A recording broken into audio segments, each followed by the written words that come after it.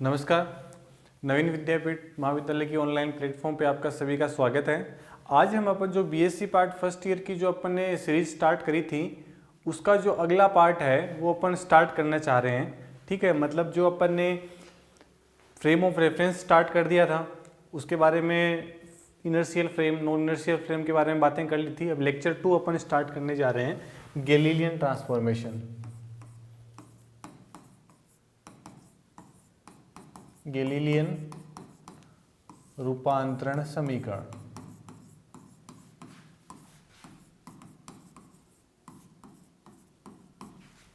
ठीक है, अब देखिएगा गैलीलियन रूपांतरण समीकरण का मतलब क्या है। सबसे पहली बात तो अपने को ये जाननी, गैलीलियन रूपांतरण समीकरण का मतलब क्या होना चाहिए। कि गैलीलियन रूपांतरण समीकरण का सिंपल सा मतलब है कि जो दो है अपने पास में जड़त्वीय निर्देश तंत्र होंगे। अपन ने बात कर रखी है कि जड़त्वीय निर्देश तंत्र कौन कौन से होते हैं, या तो वो फ्रेम ऑफ रेफरेंस निर्देश तंत्र रेस्ट में हो या वो समान वेग से गतिशील हो, तो हम उनको क्या कहेंगे, जड़त्वीय निर्देश तंत्र। तो इसका मतलब ये हुआ कि दो जड़त्वीय निर्देश तंत्र होंगे, इन दोनों के बीच के जो कोऑर्डिनेट है दोनों के, है ना, पार्टिकल्स के, उनके बीच का जो रिलेशन अपन फाइंड आउट करते हैं वो किसकी सहायता से करेंगे, गैलीलियन रूपांतरण समीकरण। जैसे मैं फॉर एग्जांपल से आपको क्लियर करूं कोई चीज, तो जैसे मान लीजिए कि ये कोई फ्रेम है, रेफरेंस फ्रेम मेरे पास में एस, और एक फ्रेम मेरे पास में है ये वाला एस डेस। ठीक है, इसमें कोई पार्टिकल है पी जिसके कोऑर्डिनेट है X comma Y comma Z, और इस उसी पार्टिकल के कोऑर्डिनेट एस डेस फ्रेम में एक्स डेस, वाई डेस और जेड डेस है। फर्क किस चीज का है, फर्क किस चीज का है कि एस फ्रेम जो है वो तो है आपका, जो एस फ्रेम है वो तो है आपका रेस्ट में, किसमें है, रेस्ट में। और जबकि जो एस डेस फ्रेम है वो एस डेस फ्रेम कैसा है, ये वी वेलोसिटी से मूव है, मोशन के अंदर है। क्लियर है, बस दो ही चीज का फर्क है। क्या, ये तो है रेस्ट में और ये वी वेलोसिटी से मूव है। इसका मतलब ये हुआ कि अब उस पार्टिकल को रेस्ट में देखेंगे तो इसके कोऑर्डिनेट, और जब वो एक दूसरा फ्रेम जो वी वेलोसिटी से मूव कर रहा है उसके कोऑर्डिनेट, दोनों कोऑर्डिनेटों के बीच में जो निर्देशांक आई अपने पास में, उनके बीच में जो रिलेशन अपन फाइंड आउट करते हैं ना, जो संबंध अपन ज्ञात करते हैं, वो संबंध किसकी सहायता से करते हैं अपन, गैलीलियन रूपांतरण समीकरण की सहायता से। सबसे पहली बात तो ये अपने को जाननी है, गैलीलियन रूपांतरण समीकरण की सबसे जरूरी कंडीशन क्या है, सबसे इंपॉर्टेंट कंडीशन तो यही है कि साहब इसमें जो फ्रेम ऑफ रेफरेंस हम दोनों लेंगे वो दोनों फ्रेम ऑफ रेफरेंस कैसे होने चाहिए, जड़त्वीय होनी चाहिए साहब, इनर्शियल होनी चाहिए। पहली कंडीशन तो इसकी है कि जड़त्वीय निर्देश तंत्रों में ही गैलीलियन रूपांतरण समीकरण लागू होता है। पहली बात, सबसे जरूरी बात तो यही। ठीक है, दूसरी बात, इसके अंदर जो पार्टिकल की वेलोसिटी होती है वो वेलोसिटी बहुत ही कम होती है, किसके कंपैरिजन में, लाइट के कंपैरिजन में। प्रकाश के वेग की तुलना में कण का वेग बहुत ही कम होता है, बहुत ही कम।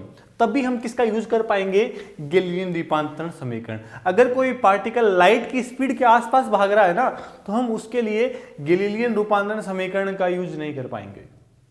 तीसरी इसकी कंडीशन क्या है, तीसरी कंडीशन है कि इसमें जो टाइम है आपका वो इनवेरिएंट रहता है, निश्चर रहता है, इनवेरिएंट रहता है। इनवेरिएंट का मतलब क्या हुआ, इनवेरिएंट का मतलब अपन समझेंगे। जैसे मान लो कि मेरे पास में यही है साहब, यही दो फ्रेम है, एक एस फ्रेम है और एक एस डेस फ्रेम है। ठीक है, दोनों फ्रेम है, मैंने एक जो है वो चार्ज लिया Q, जो है आपका 8 माइक्रोकूलम। कितना, 8 माइक्रोकूलम। मैंने उस चार्ज का मेजरमेंट किया जब फ्रेम अपना रेस्ट हो, फ्रेम है रेस्ट में होगा, जब रुका हुआ होगा तब उस चार्ज की वैल्यू कितनी आई, 8 माइक्रोकूलम। अगर हम किसी मूवेबल फ्रेम में बैठे हैं तब उस चार्ज का मेजरमेंट लोगे ना आप, तो भी चार्ज का मान कितना आएगा, 8 माइक्रोकूलम। इसका मतलब आवेश जो राशि है, आवेश कैसी राशि होती है, आवेश निश्चर राशि होती है। कैसी राशि है यहां पर, आवेश निश्चय राशि। निश्चय राशि, शॉर्ट शब्दों में कहूं तो निश्चर राशि का मतलब जो निर्देश तंत्रों के वेग पर निर्भर नहीं करे साहब। ये निश्चर वर्ड बार बार आएगी अपने, हम अपन ज्ञात करेंगे एनर्जी निश्चर है या नहीं है, मोमेंटम इनवेरिएंट है या नहीं है, ठीक है, वेलोसिटी है या नहीं है, एक्सेलरेशन इनवेरिएंट है या नहीं है, ये बार बार चीजें आएंगी। तो निश्चर का मतलब जान लो, वो राशि जो निर्देश तंत्रों के वेग पर निर्भर नहीं करे, चाहे आप रेस्ट में मेजर करो, चाहे कोई आपका फ्रेम ऑफ रेफरेंस मूवेबल हो, समान वेग से साहब। फ्रेम ऑफ रेफरेंस जड़त्वीय ही होनी चाहिए, दोनों के दोनों जड़त्वीय निर्देश तंत्र होंगे, तभी हम गैलीलियन रूपांतरण समीकरण का यूज कर पाएंगे। और गैलीलियन रूपांतरण समीकरण में जो निश्चर राशि, 3 कंडीशन गैलीलियन रूपांतरण समीकरण की, एक तो फ्रेम ऑफ रेफरेंस कैसे होनी चाहिए, इनर्शियल होनी चाहिए। दूसरी, पार्टिकल का वेग है वो लाइट की कंपैरिजन में बहुत ही कम होना चाहिए। तीसरी, टाइम है वो इनवेरिएंट रहता है, टाइम चेंज नहीं होता कि एस डेस में अलग है कुछ और एस में अलग है। इसका लॉजिक सिंपल सा है कि पार्टिकल की वेलोसिटी बहुत कम है तो फर्क नहीं पड़ता उस चीज की, ठीक है। अब अपन हम बात करना चाह रहे हैं एक एक के बारे में कि पोजीशन कैसी रहेगी एस और एस डेस फ्रेम में, वेलोसिटी कैसी रहेगी, एक्सेलरेशन कैसा रहेगा, फोर्स कैसा रहेगा और मोमेंटम कैसा रहेगा, हम सब की धीरे धीरे बात करना चाह रहे हैं, ठीक है। अपन बात करते हैं। देखो, सबसे पहले अगर अपन बात करना चाहें तो मैं सबसे पहले किसके बारे में बात करें, अपन बात कर लेते हैं स्थिति के बारे में।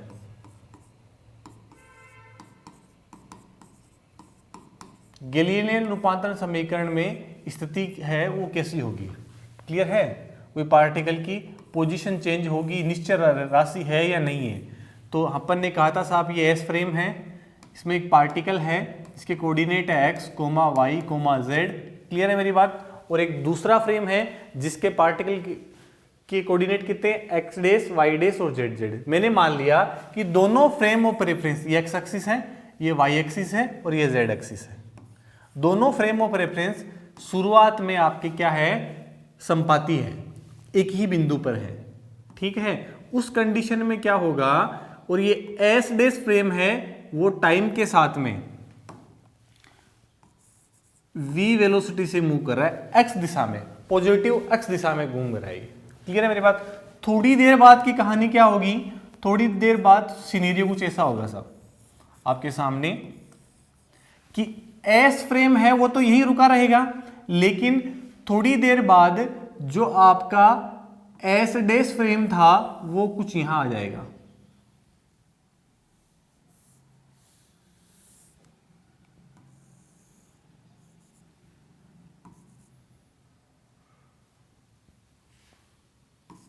ये एस डेस, और ये माना कोई पार्टिकल जो अपन ने मान के चले थे जिसके कोऑर्डिनेट हैं एस में तो है एक्स, वाई और जेड, और एस डेस में है इसके एक्स डेस, वाई डेस और जेड डेस, दोनों में इस पार्टिकल के निर्देशांक है।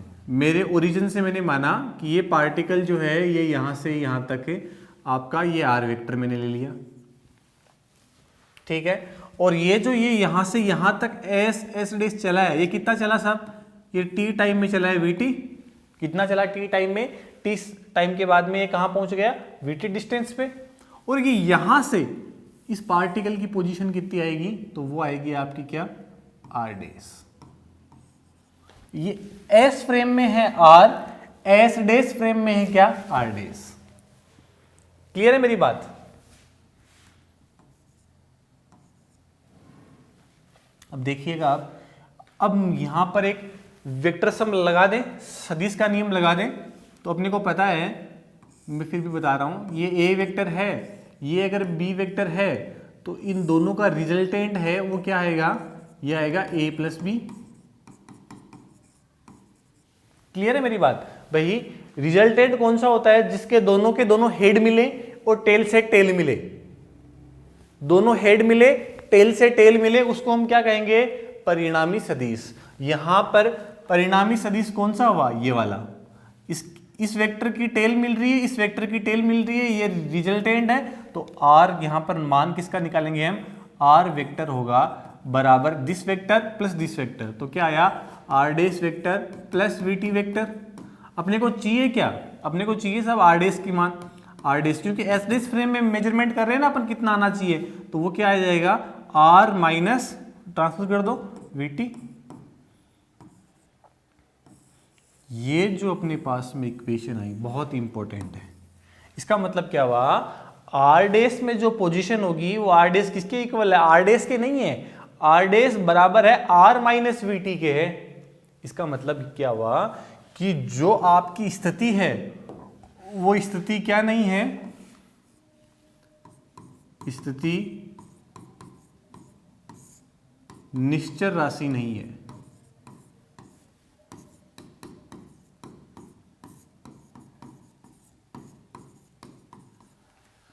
बहुत इंपॉर्टेंट रिजल्ट है, पूछते हैं बार बार। गैलीलियन रूपांतरण समीकरण में जो पोजीशन है वो इनवेरिएंट नहीं है साहब, बदलेगी वो टाइम के साथ में।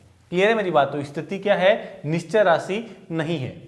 ठीक है, अब अपन एक चीज देखते हैं, और ये इक्वेशन बहुत इंपॉर्टेंट है, अब इसको अपने को ध्यान में रखना है कि आर डेस का मतलब है एस डेस फ्रेम में क्या पोजीशन है, और आर का मतलब है एस फ्रेम में। एस में अपने को पता थी, एस डेस में अपन निकाल दी। अगर आर डेस बराबर आर आता ना तो हम कहते हैं कि भाई पोजीशन है वो निश्चय राशि है। जितनी आर डेस बराबर आर का मतलब जितनी पोजीशन आर में है, एस में है, उतनी एस डेस में है, तो दोनों क्या है, निश्चय राशि है साहब। लेकिन आर डेस बराबर आर माइनस वी टी है तो स्थिति क्या नहीं है, निश्चर नहीं है। आगे देखते हैं, देखो अब हम बात करते हैं किसकी,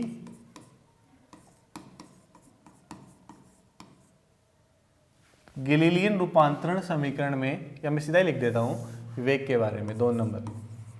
स्थिति के बारे में तो हो ही गया, अब वेग के बारे में, है ना। गैलीलियन रूपांतरण समीकरण में वेग की क्या कहानी है, वेग निश्चर है या नहीं, वो अपन चेक करें। तो अपन ने एस डेस फ्रेम में क्या निकाला था, पोजीशन निकाली थी, और एस डेस फ्रेम में पोजीशन अपने पास में क्या आई थी, वो पोजीशन आई थी आर डेस बराबर R minus V T. T के रेस्पेक्ट में क्या कर दो, अवकलन कर दो, तो क्या आया, डी आर डेस बराबर D R minus V D T. Clear है मेरी बात? क्या कर दो, डिवाइड कर दो साहब। किसे डिवाइड करोगे, अपने को निकालना किस में है, डी टी डेस से कर दो डिवाइड, तो कर दो डिवाइड। डी आर डेस बराबर डी आर माइनस वी, या डी टी से कर दो, क्या फर्क पड़ता है, डी टी और ये वी रहेगा। एक चीज अपने को क्लियर है क्या, कि गैलीलियन रूपांतरण समीकरण में टी की वैल्यू किसके इक्वल रहेगी, टी डेस के, तो डी टी का मान किसके इक्वल रहेगा, डी टी डेस के। एक ही बात है, डी टी लिखो, डी टी डेस लिखो या डी टी लिखो, कोई दिक्कत वाली बात नहीं है। तो यहाँ पे आप डी टी की जगह क्या लिख सकते हो, डी टी डेस, तो डी टी डेस जैसे आप लिखोगे, मैं लिख देता हूँ D R dash upon D T dash बराबर D R by D T क्या हो गया भाई, D R by D T क्या हो गया, यू माइनस वी, और D R dash by D T dash क्या हो गया, ये हो गया यू डेस, तो यू डेस बराबर यू माइनस वी। ये इक्वेशन आ गई अपने पास में। ये दूसरा इंपॉर्टेंट रिजल्ट आ गया अपने पास में कि एस डेस फ्रेम में पार्टिकल की वेलोसिटी कितनी है, यू डेस, और एस फ्रेम में कितनी है, यू। क्या दोनों इक्वल है, दोनों इक्वल नहीं है, यू डेस और यू। इसका मतलब वेग भी क्या है, निश्चय राशि नहीं है, वेग निश्चय राशि नहीं है।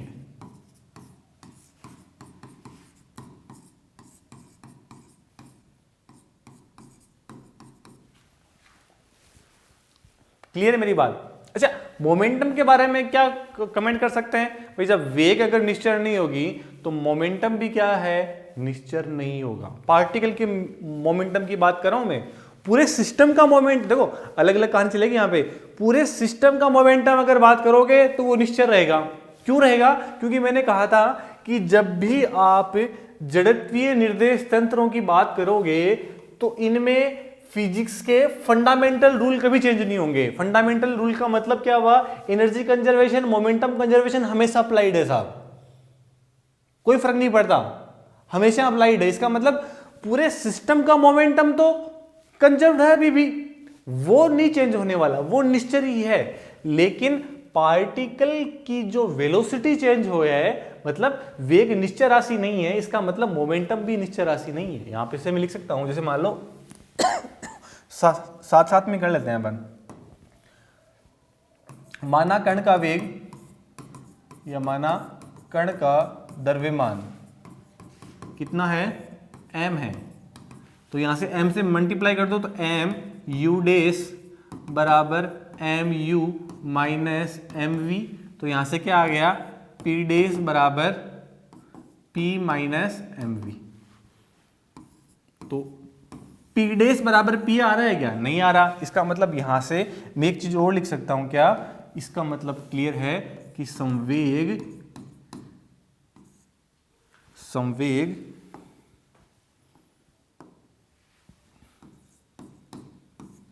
निश्चर राशि नहीं है।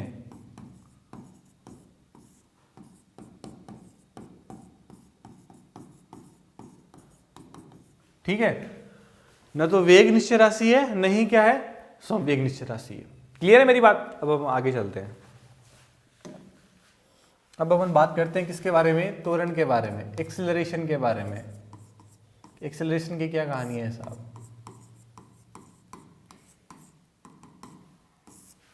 देखिएगा। वेग कितना है अपने पास में, एस डेस फ्रेम में कण का वेग, तो वेग कितना आया था अपने पास में, u डेस बराबर u माइनस वी, ये आया था। तो आप क्या करो साहब, अवकलन कर दो,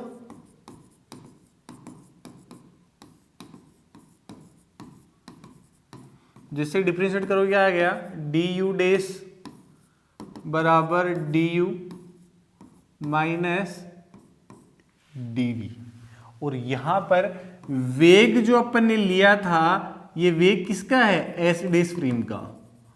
और एस डेस फ्रेम का जो है वो वेग था, मैंने क्या कहा था, कांस्टेंट, समान, क्योंकि वेलोसिटी कांस्टेंट होगी तभी तो एस डेस फ्रेम कैसा होगा, जड़त्वीय निर्देश तंत्र होगा। क्लियर है मेरी बात। तो v अगर कांस्टेंट है तो dv क्या हो जाएगा, जीरो यहां से। तो यहां पर du डेस dt से डिवाइड कर दो, dt या dt डेस एक ही बात है, du upon dt minus zero, तो यहां से आया a डेस बराबर a। तो यहां से क्या कहानी निकल के आई है, यहां से ये निकल के आई बहुत ही इंपॉर्टेंट रिलेशन, कि यहां पर त्वरण जो है, त्वरण निश्चय राशि होती है। गैलीलियन रूपांतरण समीकरण की बात कर रहा हूं मैं, इसलिए मैं पूरा नहीं लिख रहा कि गैलीलियन रूपांतरण समीकरण में त्वरण इनवेरिएंट रहता है।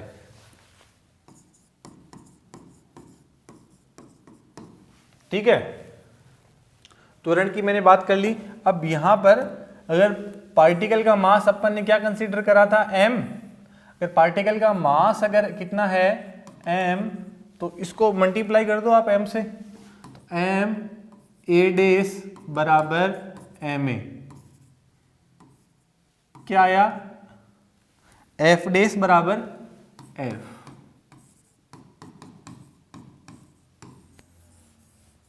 हमने सबकी बात कर ली साहब। ऐसे ही अगर मैं एनर्जी कंजर्वेशन की बात करूं, ऊर्जा की केवल एक कण की,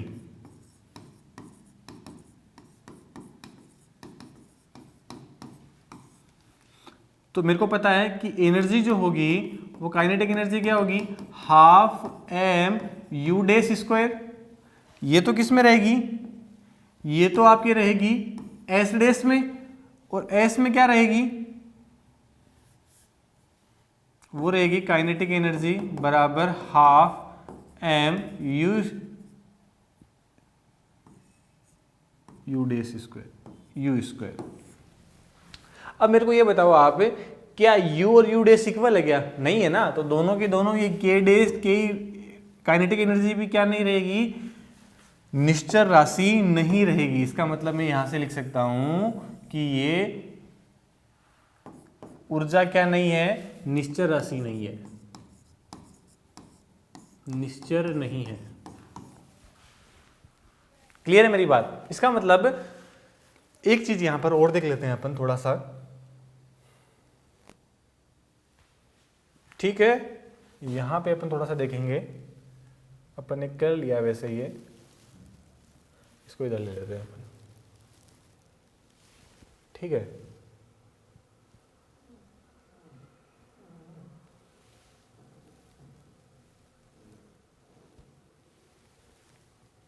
अब देखिएगा, ये जो अपने पास में पोजीशन आई है ना, इसकी अपन कोऑर्डिनेट में अगर मैं बात करना चाहूं, कैसे कि भाई आर डैश जो है,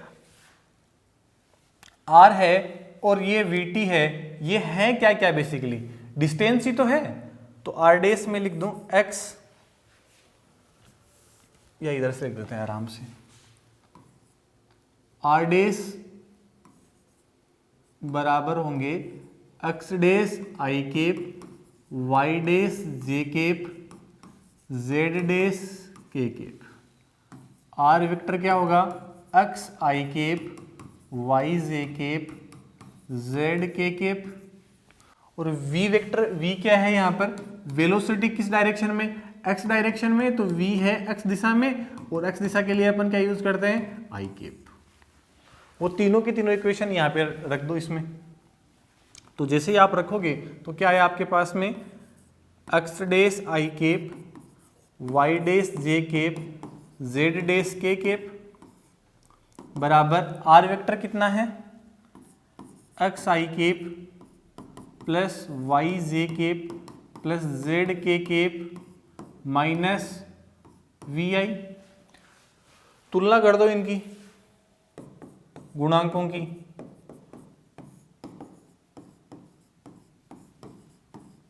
तो जैसे ही हमने इनके कंपैरिजन किया तो अपने पास में क्या है, देखो एक्स डैश बराबर क्या आया, एक्स डैश बराबर आया एक्स माइनस वी टी, है यहां पे X minus V T. Y dash बराबर y और z डैश बराबर, ये गैलीलियन रूपांतरण समीकरण है साहब, स्थिति के लिए बहुत इंपॉर्टेंट है, ध्यान में रखेंगे इनको भी अपन, ठीक है। ऐसे ही वेलोसिटी के लिए निकाल सकते हैं अपन, ऐसे ही एक्सेलरेशन के लिए निकाल सकते हैं। तो अपने पास में चीजें क्लियर क्या हुई है कि कौन सी इनवेरिएंट है कौन सी नहीं, एक बार और देख लेते हैं अपन वापस में, ठीक है। यहां पे मैं लिख दूं राशि, और ये यहां पे मैं लिख दूं निश्चर है या नहीं, ठीक है। तो मेरे को आप बताओगे, एक एक की बात करते हैं। समय इनवेरिएंट है कि नहीं, हमने कहा था कि ये तो रहेगा ही इनवेरिएंट, टी बराबर टी डैश रहेगा हमेशा, टी बराबर टी डैश है, चाहे एस फ्रेम में चाहे एस डैश फ्रेम में, तो बिल्कुल है साहब। दूसरी अगर मैं बात करूं किसकी, वेग की बात, स्थिति की बात कर लेते हैं पहले। स्थिति की, स्थिति तो निश्चर नहीं है, वेग भी निश्चर नहीं है। अपन ने बात करी थी क्योंकि स्थिति कितनी आई थी, स्थिति अपने पास में आएगी आर डैश बराबर आर माइनस वी टी, आया था अपने पास में, अरे आया था कि नहीं आया था, इसलिए आर डैश बराबर आर नहीं आया था, इसलिए स्थिति क्या है, निश्चर नहीं है। वेग भी निश्चर नहीं है क्योंकि अपने पास में क्या आया था, यू डैश बराबर u माइनस वी। क्लियर है मेरी बात? और त्वरण निश्चर है क्या, बिल्कुल है साहब। त्वरण तो अपन ने निकाला था कि त्वरण निश्चय राशि है, ए डैश बराबर ए आया था अपने पास में। त्वरण है तो बल भी होगा, और वेग है, वेग अगर निश्चर नहीं है तो संवेग भी क्या नहीं है, निश्चर नहीं है साहब। और किसकी बात करें, निकाय का संवेग,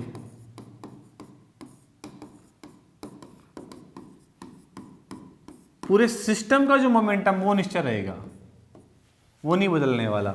और अगर पूरे सिस्टम की एनर्जी की बात करें, निकाय की ऊर्जा,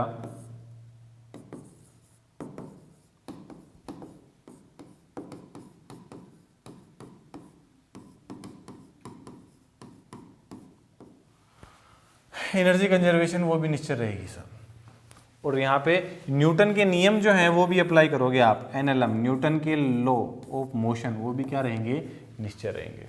अच्छा एक चीज और पूछते हैं इसमें, वो बहुत काम की बात है, क्या, विस्थापन के बारे में। ये अपन थोड़ा सा देख लेते हैं, विस्थापन की क्या कहानी है सर।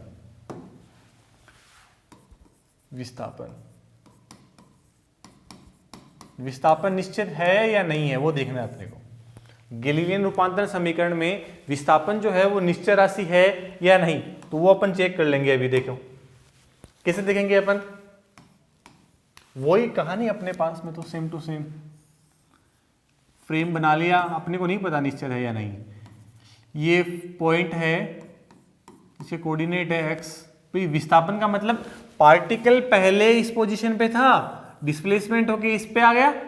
क्लियर है मेरी बात। माना इसके कोऑर्डिनेट है x1, y1 और z1। थोड़ी देर बाद में पार्टिकल यहां आ गया, इसके कोऑर्डिनेट है x2, y2 और z2। डिस्प्लेसमेंट कितना हुआ,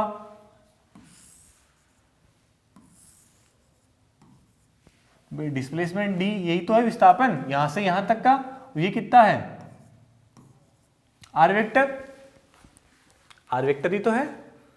क्लियर है मेरी बात। तो यहां पे जो अपन ये देखना चाह रहे हैं कि ये d है, वो ये d विस्थापन है कितना, ये दोनों के बीच की दूरी तो है। दूरी अपन निकाल चुके हैं पहले ही, बहुत बार निकाल चुके हैं। क्या होती है दूरी, दो बिंदुओं के बीच की दूरी कैसे निकालते हो, अंडर रूट मैथमेटिक्स में x2 माइनस x1 का whole square plus y2 minus y1 का whole square plus z2 minus z1 का होल स्क्वायर, यही होती है, बिल्कुल यही होती है सर। ऐसी कहानी अपन किस में चलेंगे, एसिडिस फ्रेम में। एसिडिस फ्रेम में देखो तो ये पहले particle x1 dash y1 dash z1 dash, थोड़ी देर बाद पार्टिकल यहां आया मान लिया, तो x2 dash y2 dash z2 dash, दोनों के बीच की डिस्प्लेसमेंट मैंने मान लिया यहाँ पे कितना है d डैश, उसमें d है तो इसमें कितना d डैश, तो यहाँ पर d डैश की वैल्यू कितनी आएगी, under root x2 dash minus x1 dash का whole square plus y2 dash minus y1 dash का whole square plus z2 dash minus z1 dash का होल स्क्वायर। ठीक है, अगर अपना d डैश बराबर d आ गया, इसका मतलब ये हुआ, ये मैग्नीट्यूड है डिस्प्लेसमेंट का, d डैश बराबर d आ गया, इसका मतलब जो विस्थापन है वो कैसी राशि है, कैसी राशि होगी विस्थापन, विस्थापन आपकी राशि होगी निश्चल। अगर d डैश बराबर d नहीं आया तो विस्थापन कैसी राशि होगी, अनिश्चित, मतलब निश्चित नहीं, अनिश्चित राशि। ठीक है, अपन देखते हैं, देखो कैसी राशि है विस्थापन, यहां कर ले आराम से। देखो ये जो पार्टिकल के हैं, ये यहां से ये वाला वेक्टर, ये वाला वेक्टर और ये जो फाइनल वेक्टर है, कुछ भी नाम दे दो इसको, जो भी नाम देना चाहो आप, ये R1 है, ये R1 डैश है,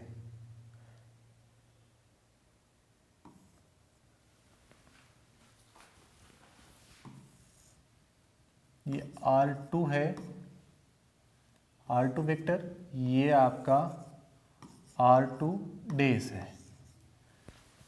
ठीक है, तो लिख दो आप R1 वेक्टर बराबर प्लस D वेक्टर बराबर है आपका किसके, R1 डैश, या डैश वाला तो अपन S फ्रेम में मानते हैं ना, तो एक काम करो ना कि ये डैश वाले में कंफ्यूजन आ रही है आपके, तो अपन क्या करेंगे, डैश वाला कंफ्यूजन नहीं रही अपने, तो इसको R1 R2 नाम दे देते हैं, काम ही खत्म है। क्लियर है, ताकि अपने R1 R2 इसको दे दिया, इसको R1 डैश इसको R2 डेज, क्योंकि डेज वाले अपन ने यहाँ ले लिए और ये R1 R2 ले लिया, ताकि अपने क्या कि वो कन्फ्यूजन नहीं रहे कि एस फ्रेम की बात करें एस डेज फ्रेम की बात करें, इसलिए मैंने किया चाहिए। कोई फर्क नहीं पड़ता, कुछ भी मानो, ये तो अपने मानने ना मानने पे चीज़ें हैं, कोई दिक्कत नहीं है, कुछ भी मान सकते हैं अपन, लेकिन वो है कि अपने कन्फ्यूजन आ रहे। देखिएगा R1 plus this vector D vector बराबर कितना आया R2 वेक्टर, तो D वेक्टर बराबर कितना आया R2 माइनस R1। ठीक है, अब यहां से उठा लो आप R1 days plus D vector D days vector बराबर कितना आया R2 डेज, तो D डेज वेक्टर बराबर कितना आया, ये आया R2 days minus R1 days. R2 days minus R1 days को अपन क्या लिख सकते हैं, D डेज वेक्टर बराबर, मैंने कहा था कि स्थिति सदिशन क्या होता है, R डेज वेक्टर क्या होता है R वेक्टर माइनस VT, तो ये लिख दोगे अपन क्या R2 minus VT R1 minus VT, खोलो ब्रैकेट को, तो D डेज बराबर क्या बना R2 माइनस R1, और अपने को पता है साहब यहां से R2 माइनस R1 किसके इक्वल है D के, ये लो जी। इसका मतलब ये आया अपने पास में कि विस्थापन जो है वो कैसी राशि है, विस्थापन निश्चय राशि, विस्थापन कैसी राशि है, विस्थापन निश्चय राशि है। आगे बात समझ में, ठीक है। कहने का मतलब सिंपल सा इतना है कि साहब अपने को ये फाइंड आउट करना था कि वेग है वो निर्देश तंत्रों के वेग पर निर्भर करता है नहीं करता, पार्टिकल का वेग एनर्जी निर्भर करती, डिपेंड करती ही नहीं करती। लेकिन यहां दिक्कत क्या है, एक चीज का दिक्कत है कि एक सिस्टम का पूरा जो मोमेंटम है ना वो तो कंजर्व रहेगा, वो हमेशा संरक्षित रहेगा, लेकिन एक पार्टिकल की जो मोमेंटम है वो नहीं, वो इनवेरिएंट नहीं है। लेकिन पूरे का पूरा सिस्टम का मोमेंटम कंजर्व्ड है, इनवेरिएंट है। क्लियर मेरी बात, पूरे की पूरे सिस्टम की जो एनर्जी है वो क्या है, वो इनवेरिएंट है, लेकिन एक पार्टिकल की एनर्जी है वो इनवेरिएंट नहीं है साहब। और अपन एक एक के बारे में बात कर ही ली थी पहले भी, क्या चीज यहां पे कि सब समय इनवेरिएंट है, स्थिति नहीं है इनवेरिएंट, वेग और संवेग इनवेरिएंट नहीं है, त्वरण और बल इनवेरिएंट है, निकाय का संवेग है वो इनवेरिएंट, पूरा का पूरा सिस्टम का वो इनवेरिएंट है, और निकाय की ऊर्जा है वो इनवेरिएंट है, और न्यूटन के जो गति के नियम है वो भी कैसे हैं, इनवेरिएंट है। ठीक है, तो इसका मतलब ये हुआ कि शॉर्ट में समझाऊं, गैलीलियन रूपांतरण समीकरण जड़त्वीय निर्देश तंत्रों पर लागू होते हैं। गैलीलियन रूपांतरण समीकरण के लिए दो कंडीशनें आपने देखी थी कि इसमें समय निश्चय रहता है, t बराबर t डेज रहता है, और जो पार्टिकल का वेग है वो लाइट की कंपेरिजन में बहुत स्मॉल होना चाहिए, सबसे इंपॉर्टेंट बात। ठीक है, और ये अपन ने किक के बारे में स्टडी कर ली थी। ठीक है, ओके, आज के लिए थैंक यू बहुत।